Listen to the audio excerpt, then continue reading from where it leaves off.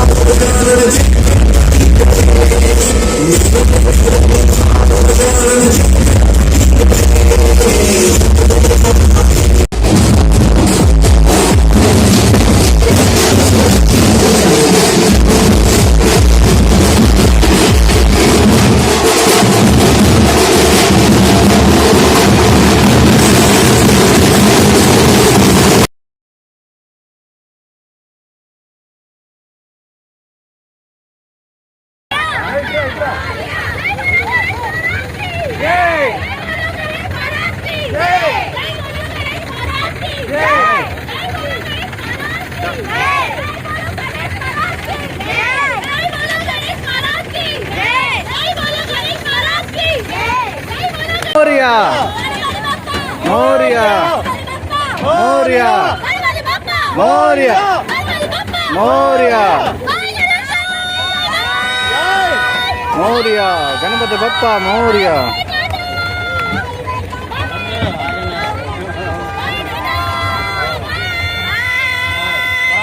Jai Ganesha.